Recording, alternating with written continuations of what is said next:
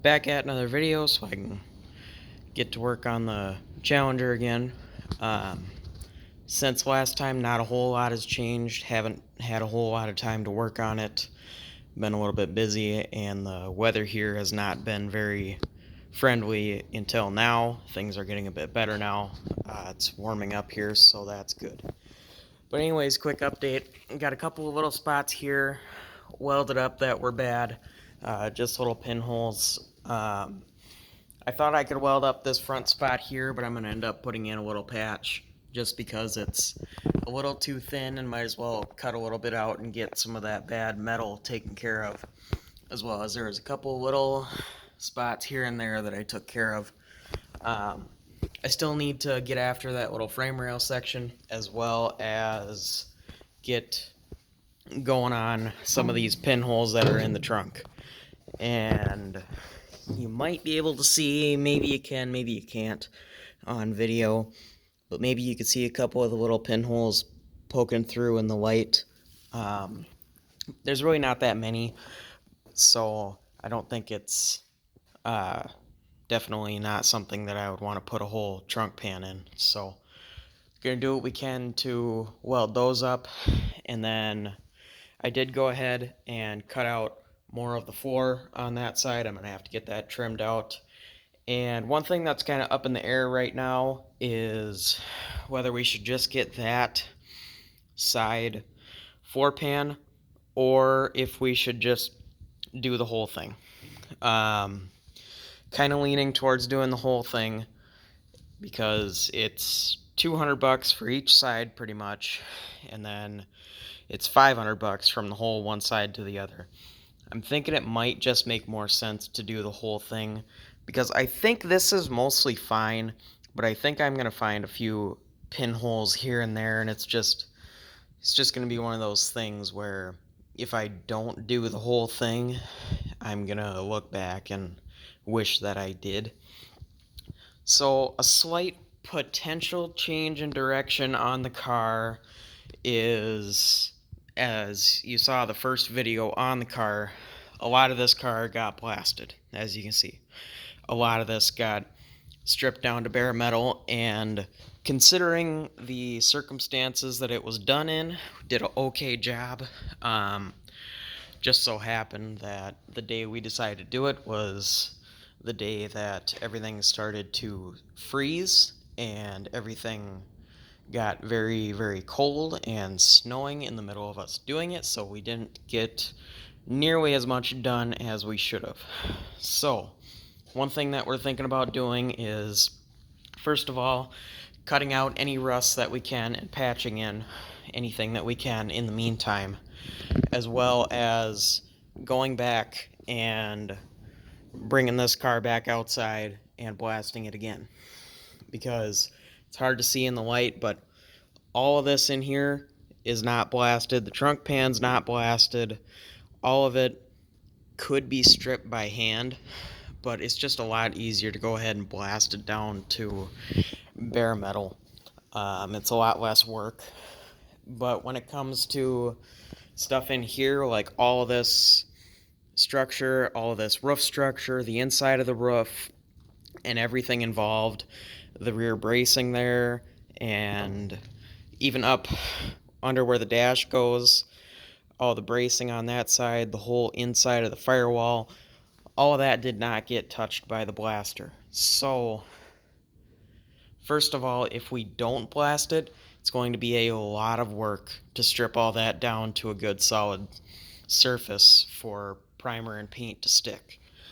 Because this car isn't getting, it's not getting the typical just paint the outside and undercoat the bottom and hide a bunch of stuff.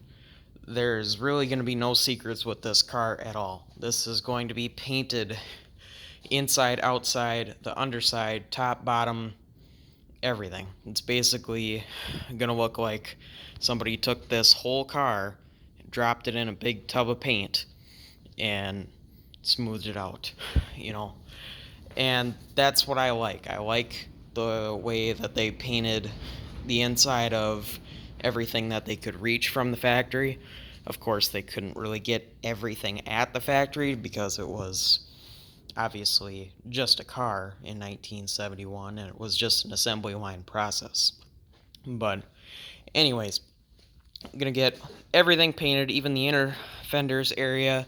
And while we're blasting the rest of this, we could blast the rear end I have for it, as well as the the K member. Because once this is blasted, the plan from there is simply to take the whole car, get it all clean, and do any of the major metal work there is to do, and seal the entire car with epoxy primer, get everything covered up and everything protected from rust. Because the way this is sitting right now, this is bare metal, and this has been sitting this way for a while, and this will start to rust once any moisture is in the air. And as things start to warm up here, there's going to be a lot of moisture getting in the air. All the snow is melting and all the water is going into the air, so we're going to start seeing a lot of flash rusting happen, which is not good. So we want to get all this blasted, cleaned up, prepped, and sealed in primer, and from there we can start doing body work and any remaining metal work at that point. And one other thing I just wanted to throw out there is we kind of like the idea of going back to the original color Autumn Bronze Metallic, which is GK6, but we're not really set on that idea. We're very open to suggestions, so if you have any ideas, please drop them in the comments. We're not yet decided. The things that are decided on the car is that it's getting a big block. Whether that's a 383 or a 440 is yet to be decided. It is getting an automatic, and it is getting a console and bucket seats. We're probably going to do a black interior, but that's not 100% guaranteed yet. It will be getting just a standard dash unless I find a really good deal on rally dashes, but any of you guys that do anything with e-bodies know how expensive those are. And we're going to need a few parts along the way. I've got a pending AMD order, but as you know, this stuff is not cheap. It's surprising how expensive metal is. So that being said, if you want to hit the like button and subscribe to the channel, that's of course appreciated. But yeah, if you guys have any particular ideas or things that you want to see with the car, put it in the comments. I love reading the comments.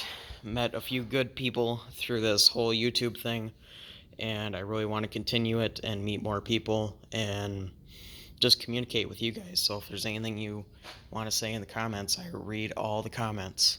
So, and also, by the way, a couple of people that I've met that I just wanted to make mention of, because I just think they're really good guys, really good people, and if you guys want to watch any of their videos, I highly recommend it.